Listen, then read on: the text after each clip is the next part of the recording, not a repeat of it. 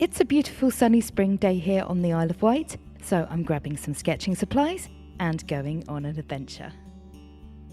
Where are we going, girls? To Bembridge Windmill. Now.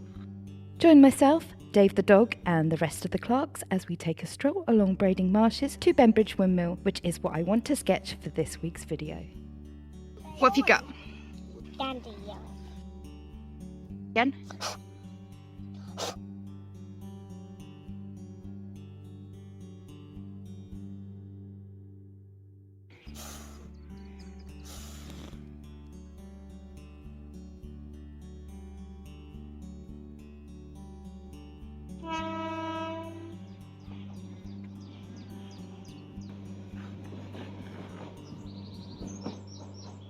Knoll Mill, better known as Bembridge Windmill, is a Grade 1 listed preserved tower mill, meaning that the property is of exceptional interest. Only 2.5% of listed buildings are Grade 1 listed, and therefore is at the top of the list for protection and preservation.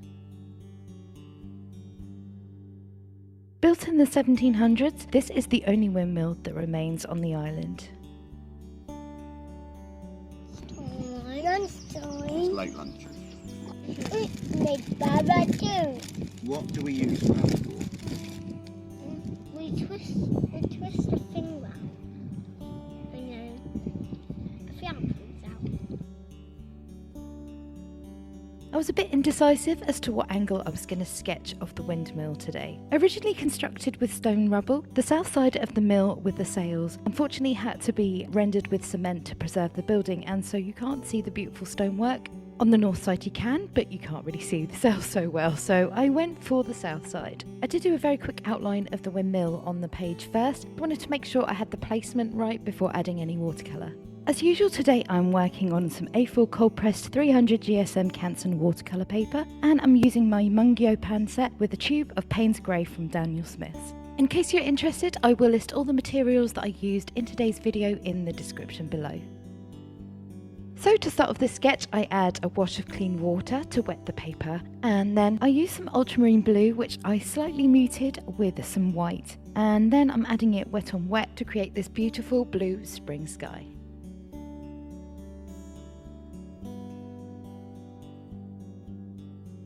I can't resist a little bit of paint splattering, so add some blue splatters to the sky to kind of open up that sky area a little bit so it's not just like a solid block of colour. And because there were a few wispy clouds to the right of the windmill, with a clean dry brush I lift some of the blue off of the paper to create some of those wispy white lines. For a base wash for the greenery, with some ultramarine, once again I add some yellow ochre, roughly about 70 to 30% ratio to mix my greens.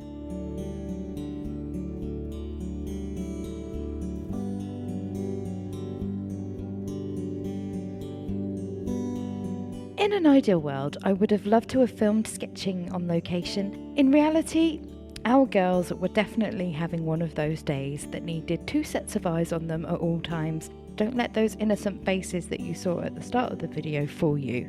Plus with Dave and Toe, it was all a bit too manic. So once again, I'm having to do my sketching back in the arty space at home. But one of these days, I will actually get to do some sketching on location.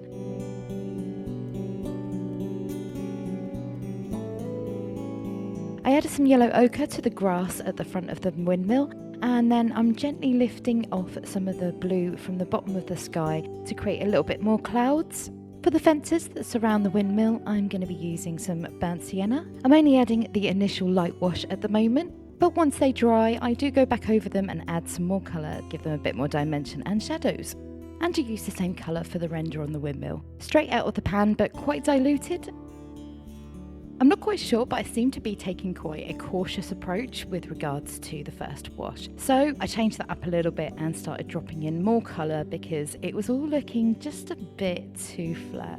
The fresh spring leaves on the trees definitely needed a little bit more yellow to them, so I added some of the yellow ochre to the green that I'd already mixed up in my palette, and then sporadically added it to the tops of the trees, particularly where the sun was hitting the tops.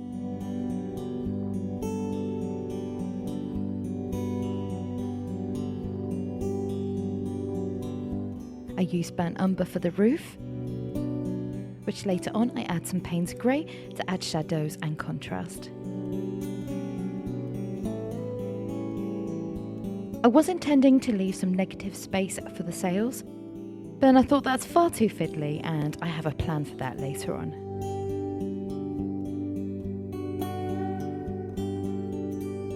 There were some hedgerows and trees in the background that still hadn't quite completely budded, so I thought it'd be a good idea to add some olive green and start adding some different green tones to my sketch.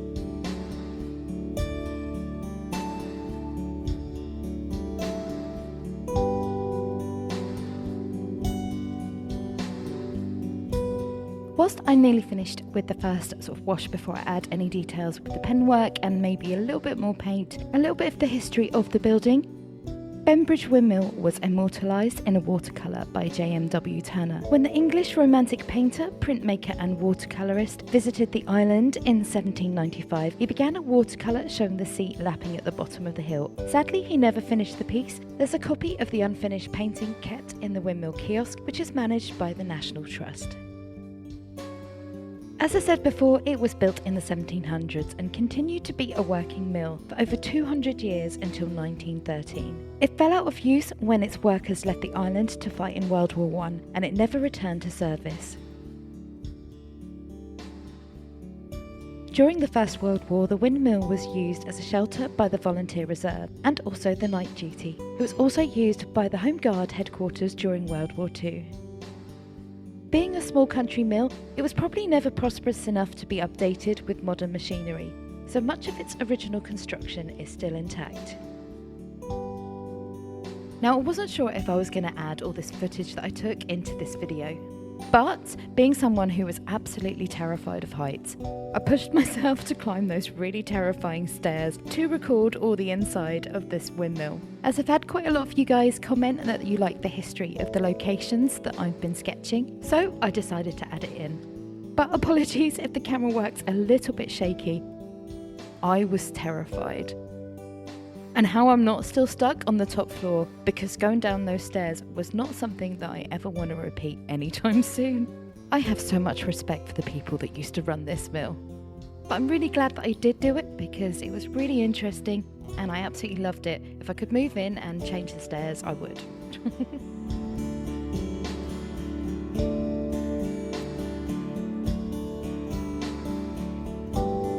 So back to the sketch. The pens that I'm sketching with today are from Uni-pin. They're waterproof, so ideal for using with watercolours if you don't want the ink to bleed at all. Although sometimes using ink that does bleed into the water can create a really lovely and interesting effect, especially if you're wanting to create really loose and abstract sketches. In today's sketch, I'm not using any black fineliners. I'm mostly using the sepia toned pens, but also using dark and light grey. All the nib sizes of the pens are in 01 and 05. So with the sepia Uni-pin pen, I am starting off with the sails first, concentrating on the line work of the windmill itself and adding all the little details, which, to be fair, with the concrete render, sadly there's not as many as if it had been original stonework. Next up is adding all the windows and the wood texture to the kiosk and the fence work and trees.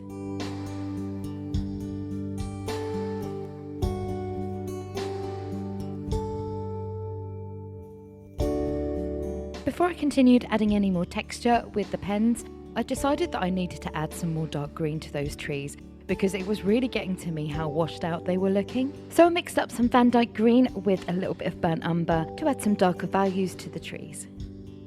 Once the trees were looking a little bit more vibrant, I also looked at the sky and thought that's looking a bit bland and washed out too. So I re-wet the paint area of the sky and started adding in another wash and some more dollops of paint. Now to bring out the white in the sails, I'm using a white Posca paint pen, which I did go over once and then let it dry, and then I noticed it wasn't vibrant enough, so I went over it again.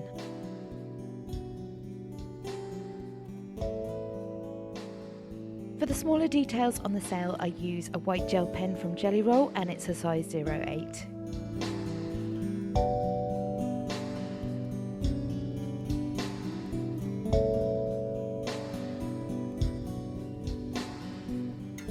I was sketching the white lines in for the last blade that I was working on, I noticed that they weren't really standing out enough, so in this area here I added a little bit more blue and then went over it again so that you could actually see the sails.